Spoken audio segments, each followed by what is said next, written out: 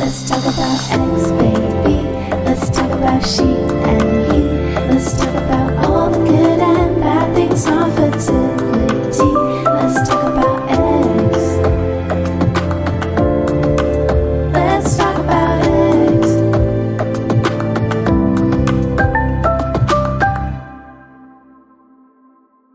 Hello and welcome to the How Would You Like Your Ex podcast. I'm Dawn Chan, your host and also founder of Soul Fertility. In each of our episodes, we invite women to come to speak about their fertility experience as well as any topics related to fertility, including hormonal health. September is PCOS Awareness Month, and we've invited Rohini, a nutritionist based in London who is focusing on PCOS and hormonal health. Hello, welcome, Rohini. Thank you so much for having me. I absolutely love what you're doing, helping to educate women and generally everyone about fertility, about hormonal health. I think all of us need to join the conversation. So very happy to be here. Thank you. So when we talk about PCOS, which is Polycystic Ovarian Syndrome, actually study says that there is 1 in 10 women experiences hormonal disorder. I think I myself actually also has PCOS, but it looks different on different people. And Rohini, why don't you tell our audience a little bit about your background and why you've become such an advocate about this disease or condition as well as hormonal health? Well, thank you, Dawn. Yeah, you're exactly right. This is a super common condition. It's the most common hormonal condition to affect women and anyone who's assigned female at birth. But it is commonly underdiagnosed. So it's estimated by the WHO that 3 out of 4 of women with PCOS don't even know they have it. And if you don't know you have it, you can't do anything about it. You're often struggling in silence, trying to understand what's going wrong, trying to join the dots. I understand that you used to be a branding and marketing consultant for food startups. What brought a career change into becoming a nutritionist and focusing, especially helping women manage their PCOS and other reproductive health issues? So why did I go into this? And really it stemmed from that personal journey for me. I grew up with 2 parents who are surgeons in a very medical family. My mother's a gynecologist, which is amazing, but it did mean she was always away, working long nights, working at the hospital. And she loved her work, but I wasn't tempted to go into medicine. I went into quite sort of different careers, and I've ended up coming back into healthcare, but much more on the preventative side. But it was really, for me, I do have PCOS myself, and it's really important to understand if you have PCOS, it is a lifelong syndrome. You might be managing your condition and your symptoms amazingly, but if you go back to that previous lifestyle, maybe the stressed out lifestyle, eating lots of fast food, you are chronically undersleeping, you're not looking after yourself, your PCOS symptoms are going to flare up. Maybe you're going to put on weight or you're going to struggle with acne. So I developed PCOS symptoms when I was in my final year at Oxford University. I was really stressed with exams and I developed all of those hallmark characteristics, but I'd never really put on weight easily. So that wasn't something I was dealing with. And I just assumed, PCOS only affects women in larger bodies. I mustn't have it. That was all the information I'd been given.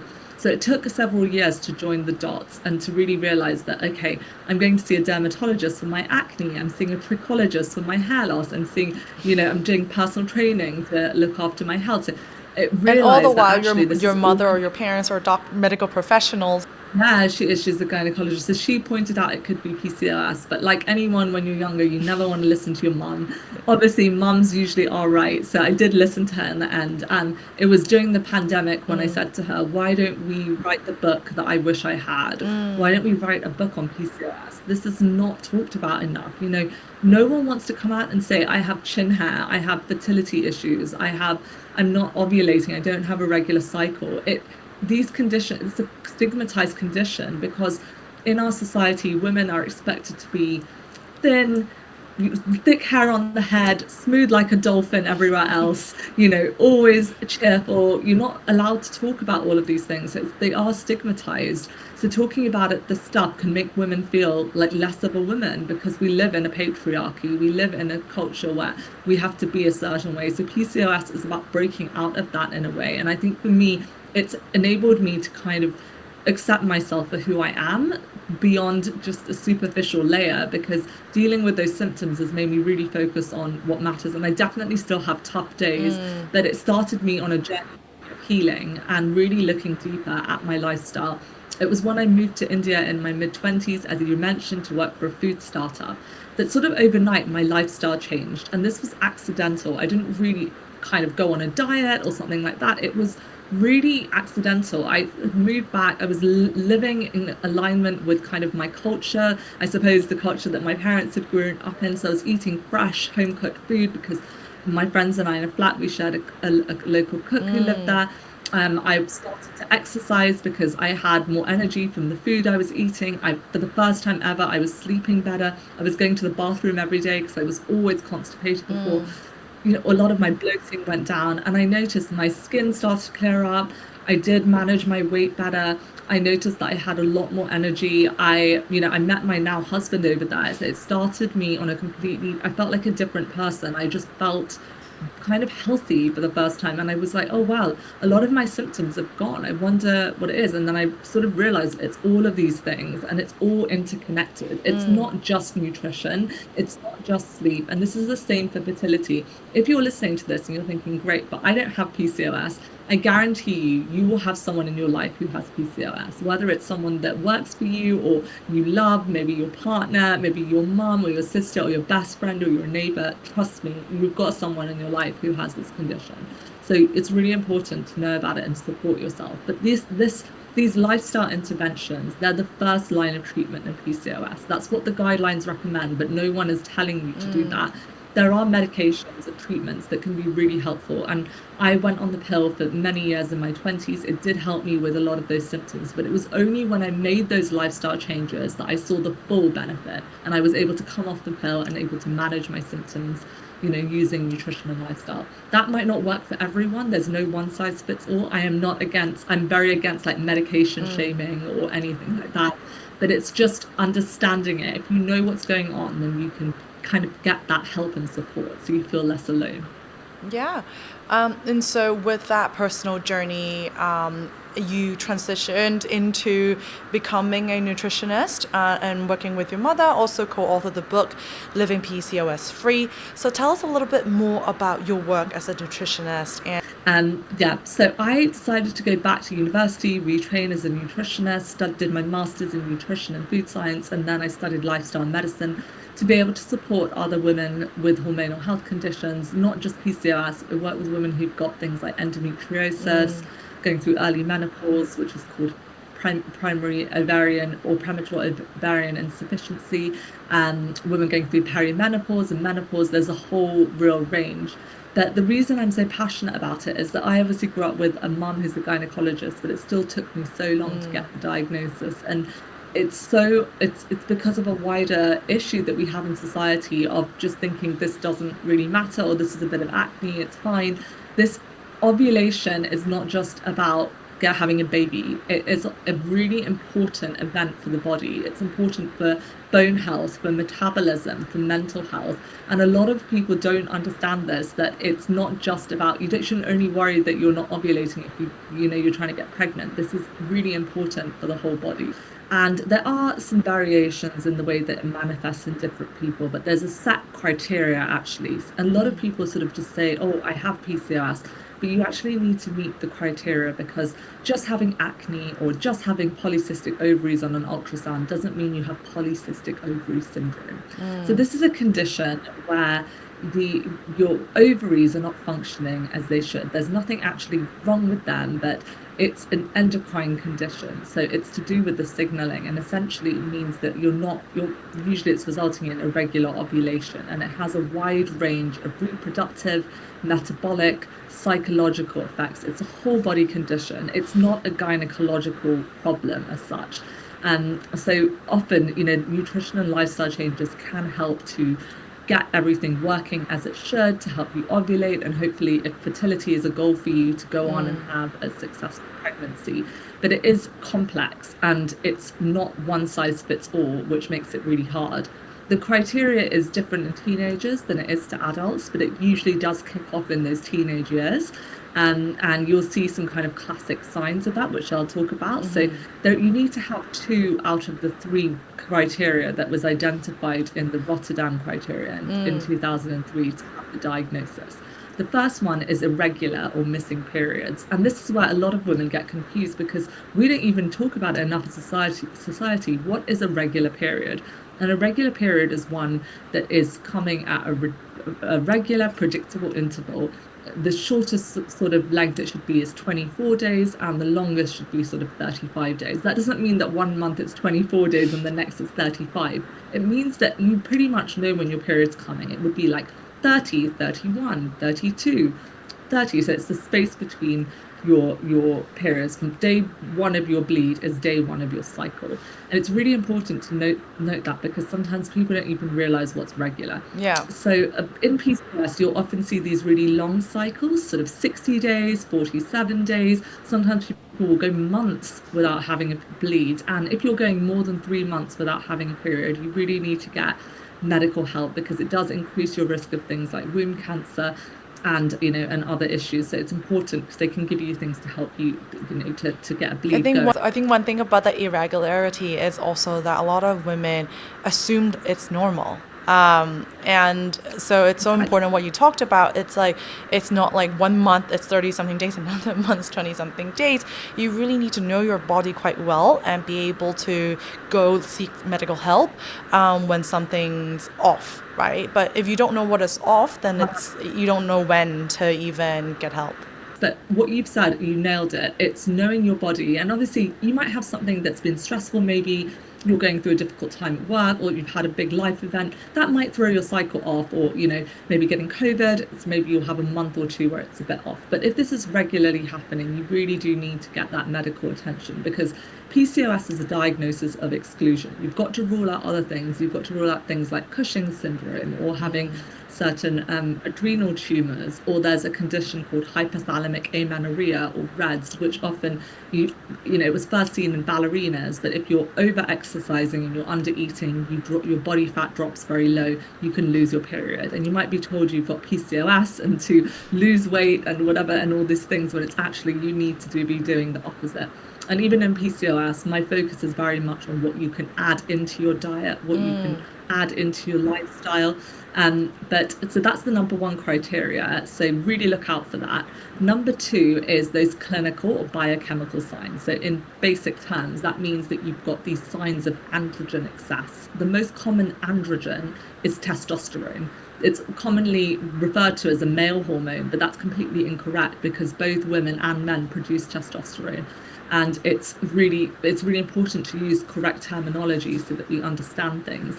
But you'll get signs like excess facial and body hair. So you might get hair here, you might be plucking out chin hairs and things. And this is actually less common in East Asian women with PCOS. So just obviously, there tends to be a little less body hair as well, generally in East Asian women. So just because you don't have that doesn't mean you don't have PCOS. Another sign is cystic acne. So getting a lot of acne in the lower half of the face in particular. It's cystic, it's painful, losing hair from the top of your head. Those are those 3 most common symptoms, but there are a whole bunch of others. Exactly. I think what you just talked about, it's like, if you're East Asian versus South Asian, or if you're different races, it could look different. The symptoms could look different. So that's why it also makes it so hard to be diagnosed, and so many people being underdiagnosed, right? There isn't there are a list of symptoms, but everyone sort of has it slightly differently. Like I myself, for example, I was diagnosed quite young when I was a teenager, but it has been on and off over the years. When I went to different gynecologists, they may sometimes say, oh, you have a polycystic ovary, oh, sometimes you don't. And that's why it has to be more of a holistic diagnosis, I think. But being able to know that I have sort of this condition allows me to plan ahead a little bit more and be more proactively managing my own health. Absolutely. And don't forget, there's a lack of education even among the healthcare community about PCOS. So lots of times it takes on average in globally about almost between 8 to 9 years to get a PCOS diagnosis. That means that women are living way too long with these symptoms, they're struggling with all of this, and it's really hard. So even the medical community needs to kind of wake up and take PCOS a lot more seriously. The diabetes, for example, which is kind of almost like a cousin of PCOS, which I'll discuss, and it's because of that insulin resistance, has far more investment. I mean, all chronic conditions should be researched and investigated, but once again, women's health is pushed to the back burner. So you're totally right, no one size fits all, but those are the hallmarks. And then you might have things like anxiety, OCD, depression. Women with PCOS are more likely to have intrusive thoughts. They're more likely to suffer with disordered eating. Things like binge eating disorder is more common in women with PCOS. So they're getting a lot of food noise. They're constantly thinking about food. They find that their weight fluctuates. And 80% of women are in larger bodies with PCOS. So they just struggle to keep that weight off. And it becomes more easy to put on weight in PCOS and harder to lose it. So it's really frustrating. And obviously fertility issues are significantly higher in PCOS. So there's also a condition called sleep apnea, where your breathing might stop and start when you sleep. It's connected to a whole bunch of things. I mean, I could be here all day talking about it. And long term, you've got a much higher risk of type 2 diabetes, of stroke, of heart disease. It's not all bad news, though. I think PCOS can be a chance to, as you say, take control of your health. Yeah. The third criteria is polycystic ovaries on an ultrasound. So they look like immature egg follicles that are not fully mature, and it looks like almost like a pearl necklace on an ultrasound, and you'll get lots and lots of follicles. So yeah, women with PCOS will have lots of eggs. That doesn't necessarily mean they have a higher fertility. It just, because the quality can be diminished, but they are not true ovarian cysts. They're not big sort of ovarian cysts. They're immature egg follicles, and that's why you're not ovulating, because then one of them isn't reaching maturation. But yeah, just to say that's really important, and it's good to know this because there's a lot of misinformation on TikTok, on social media about PCOS. Yeah. And so, you talk so much about, what PCOS is and really give some practical guidance on how to look out for it. And how would you advise your clients from a nutrition and lifestyle perspective in managing PCOS and helping them thrive? PCOS is kind of my absolute passion. This is my book, so you can see this is a huge topic to fit into a short podcast. But all of this is something I really, really care about. I see so many people struggling and kind of spending money on unnecessary supplements or trying to figure out things for themselves. And I just think the more that we destigmatize things, the more we talk about it, the earlier we can get help. I still see clients every day who come to me and are like, I wish I knew this 10 years ago. I missed the boat to have children, or I struggled so much with my eating disorder, or I struggled in relationships because I felt so bad. And didn't realize this was all connected, or I just thought I was lazy. I thought I had no control around food. I kept binge eating, but it's all connected. And once you know that, you can seek things like cognitive behavioral therapy, or you can get acupuncture, or you can join a counseling group. There's so many ways to support yourself. And so yeah, just seeing people being less alone, I think it's a big drop. I think of myself as a very caring person, and like you, I think we discussed this when we first met. We're both the kinds of people, if we find out something, we're telling all our friends, we're shouting it from the rooftops. We're like those people that, you see a show you love, you tell everyone about it. I think not everyone works like that, but I'm someone that I love to share that knowledge and tell everyone about it. Great. So maybe a little bit more on from a nutrition perspective. I know that you are focusing on plant-based nutrition. It could be for somebody who's not as familiar with the plant-based diet. Like, how would that type of diet be helpful for your hormonal health, and how is it possible to get a balanced nutrition profile going on a more plant-based lifestyle? Thank you for bringing it up. So I will just first define what plant-based is. So plant-based doesn't necessarily mean 100% vegan, although I am vegan and I have followed a healthy whole food plant-based diet for several years, and that was probably the biggest thing that helped me manage my PCOS. Plant-based diets can take a variety of forms. They may be like a Mediterranean style, or they could be, taking sort of, they could be lacto-ovo-vegetarian, or they could be vegan, but they mean that the definition really is rich in whole plant foods. So we're talking about fruit, vegetables, whole grains, beans, nuts and seeds, herbs and spices. And these foods are fantastic because they're rich in fiber. Fiber helps it to keep you full, to keep you satiated. And they are rich in vitamins, minerals, and antioxidants. So they really help with the chronic low-grade inflammation that you see in PCOS. And a lot of that inflammation is coming from that insulin resistance, which is where your body's cells are not responding to glucose properly. So they're not able to get glucose into the cells. They're not responding to insulin, which is a really important and vital hormone for regulating blood sugar. So what happens is over time that blood glucose goes up, you increase your risk of pre-diabetes and can end up with things like type 2 diabetes, which is obviously a really dangerous condition. And so it's really important to make sure that we are leading a lifestyle where we're able to be more insulin sensitive. Exercise really helps, getting enough sleep, managing stress, but diet plays a really important role. So these foods are not only just good for PCOS, they're great for endometriosis, for fertility, for heart disease, which is the #1 killer throughout the world of men and women. So it's not just about just a diet for fertility or a diet for PCOS. It's what is an overall healthy dietary pattern. Now, I have 70% of my clients are not plant-based, but my focus is to encourage them to get a diversity of plants into the diet. Even if you look at traditional East Asian diets, whether it's in Japan or in China, these diets were rich in plants, in dark leafy greens, bok choy and Chinese spring greens and all these amazing greens. And that's one thing I loved when I lived in Singapore, was how many, the variety of greens that were there.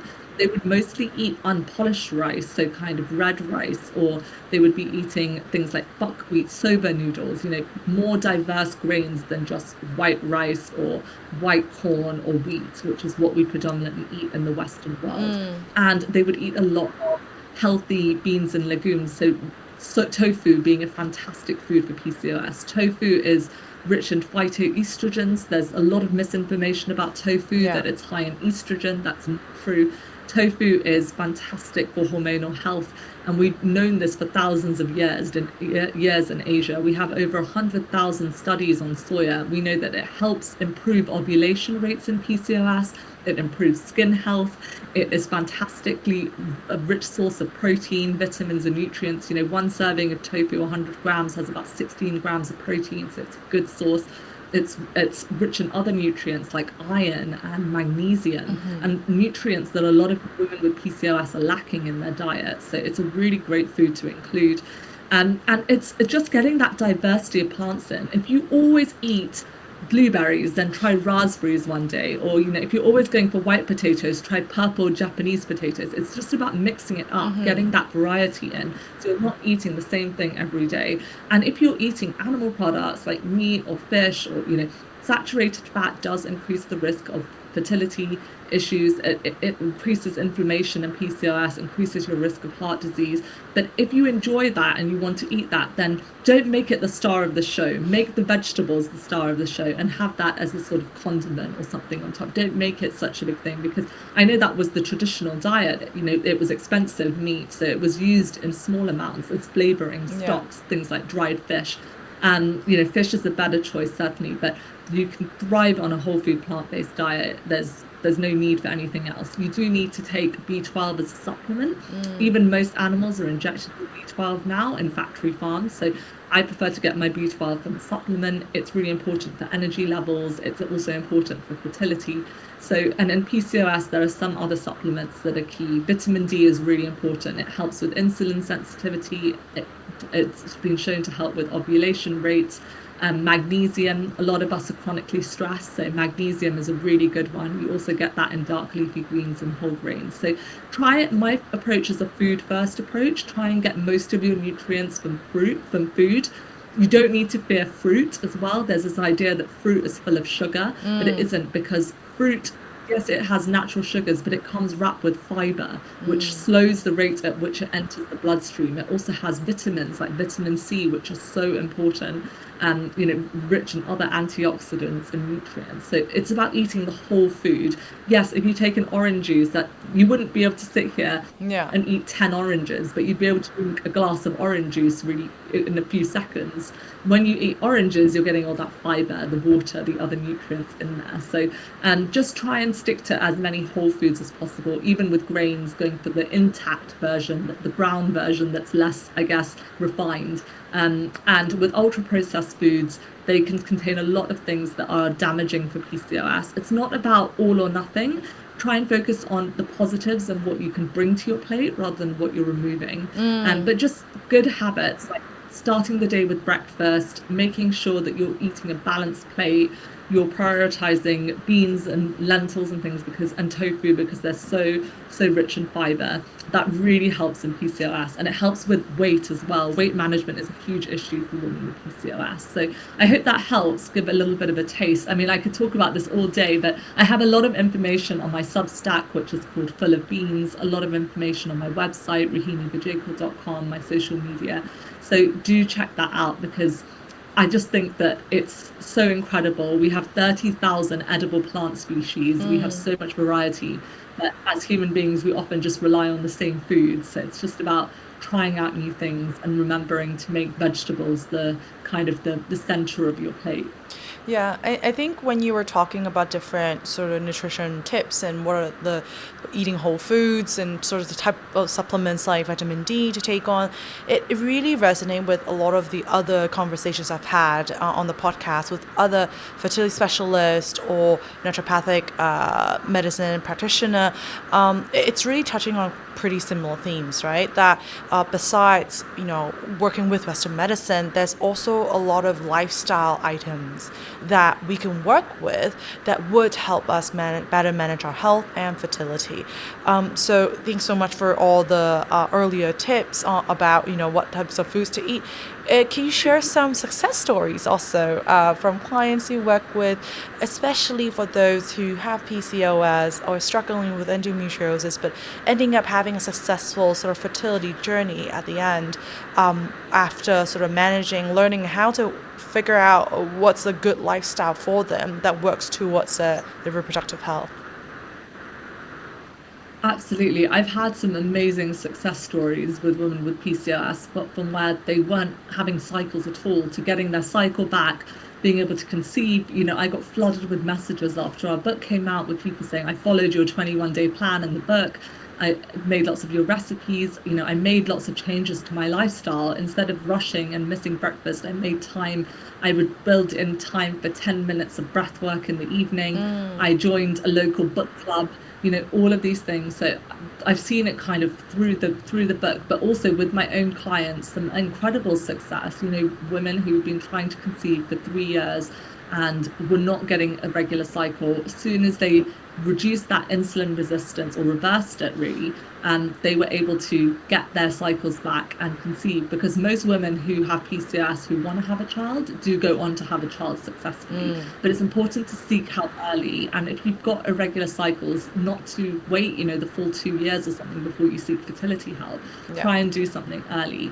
I also had, clients where they were constantly on restrictive diets. They'd been told from a young age, you've got PCOS, go away, lose weight.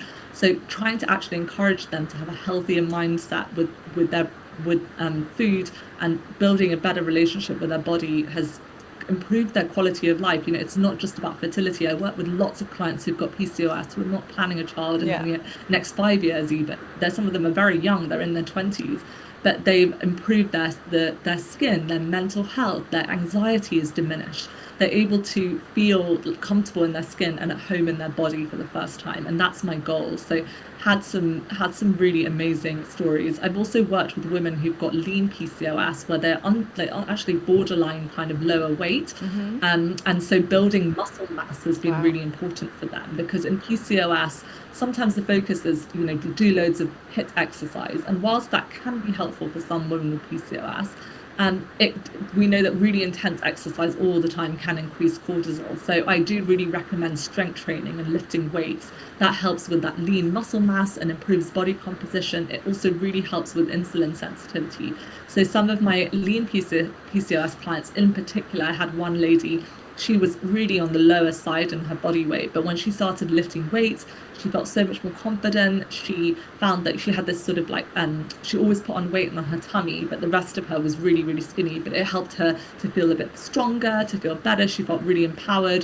She got really, really into it. And then her cycles became, 28-day cycles, bang on the dot. And she just felt fantastic. So I felt like that was really huge. And I always add in other lifestyle tips. So we know that from Turkish studies, drinking 3 cups of spearmint tea a day has been shown to reduce excess body hair growth in PCOS. So I give all these tips and these nuggets to my clients. And obviously, if they're trying to conceive, then I recommend things like folic acid, which every woman who's trying to conceive should be taking. It's really important to prevent neural tube defects. So it's all about tailoring it to the individual, really hearing where they're at. Sometimes, my book has affirmations like, I am more than just my skin, or I am, it sounds like very maybe cheesy, but everyone has a different way, or even journaling prompts, journaling tips. So it's finding what works for you. One person might find yoga really stressful. The other person might find it really relaxing. But yoga has been shown, for example, to really help with that mind-body connection, which is sometimes missing in PCOS, because you often kind of feel disconnected from your body. So there are the different pillars of lifestyle. There's looking at things like reducing alcohol, which is carcinogenic, it is pro-inflammatory. So just making actionable steps. Maybe instead of having that second drink, could you swap it for a kombucha, or could you have sparkling water with lemon? Just making these simple swaps. Instead of starting the day with 3 black coffees, maybe starting the day with a green tea and a bowl of oats or congee or whatever your preference is. But it's just making these swaps. And I work with a lot of women from different cultures. I've worked with African Caribbean women, I've worked with Bangladeshi women, I've worked with Japanese ladies with PCOS, and it's understanding you can enjoy your cultural foods. You don't have to give up celebrations for, say, Lunar New Year. You can enjoy things, but it's just making sure maybe you have a good meal before you go out, so you're not eating lots of sweets and you're enjoying just one as a treat. It's just being mindful of that and making little changes. So that's what I'm really passionate about, is That's great. really treating people as individuals. Yeah. And, we talked a lot about here and there about your book. So in maybe a few sentences, could you let our audience know what your book is sort of about, so that they can know if that's for them, they can go ahead and get it from Amazon? That's so sweet of you, Dawn. Yeah, it's available as an ebook as well, so that's easy for anyone worldwide. But this book is really, I suppose, what we've tried to create is a book that you wouldn't feel embarrassed to read if you're on public transport, because it's so bright and colourful.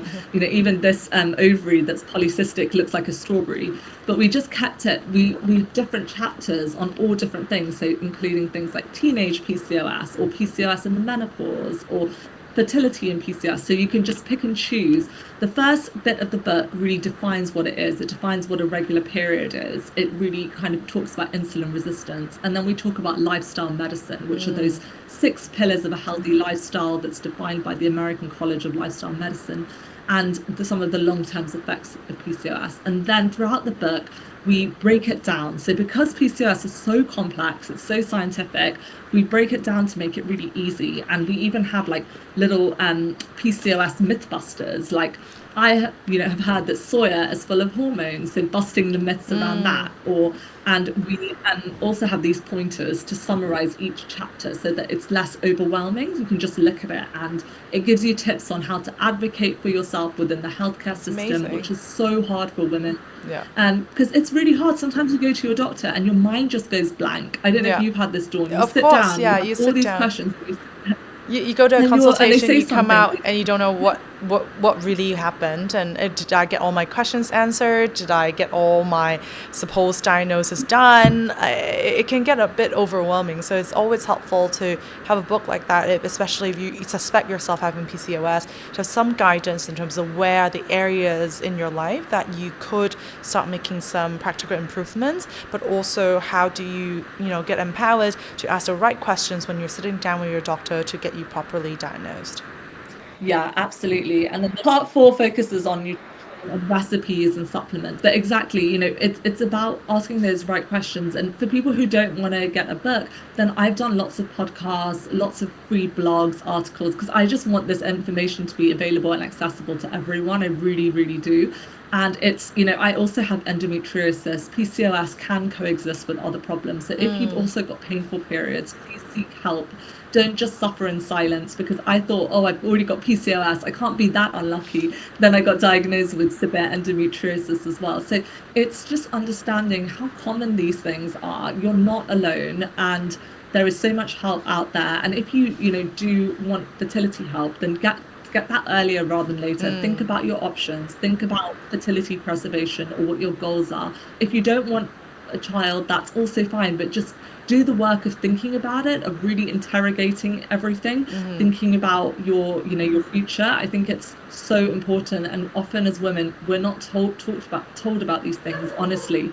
So I'm really happy that you're raising all this awareness, Dawn, and it's so needed, especially because I did feel after living in Asia myself, in Singapore, that the conversation was even kind of more I guess secretive, or it wasn't out in the open as much as it might be here in London or New York. It is changing though, thanks to people like you. And it's the same. I'm from India. I'm from India originally, and it's really hard that even in British Asian communities here, fertility issues are shrouded in secrecy, and they're really difficult to discuss. So I think the more we shine a light on these issues and people understand them, it makes it less scary, it makes it less overwhelming. And it also means that maybe if your health professional is not hearing you, find one who will get on board, because there are kind, caring health professionals out there, and you deserve to be heard. Trust me. Exactly. Well, thank you so much, Rohini. This has been an amazing episode with a lot of information around PCOS, but also more so on how to proactively manage your own health, really taking ownership of your own body, being investigative about your own health condition, and not give up if you're not getting the right answers or solutions from your medical professionals. You can choose to find someone else, a different doctor, but also there are different types of treatments available, not just Western medicine or very interventive type of medication, but also lifestyle changes to consider. So thank you so much, Rohini. This has been an amazing conversation. Thank you so much, Dawn. Take care, and I can't wait to hear all the other episodes as well. I'll definitely share and subscribe. Thank you all. Bye. Thank you for tuning in today. Subscribe to our channel wherever you are so you will never miss our episodes when they drop. Be sure to share our podcast with your friends so that we can break the taboo on fertility together.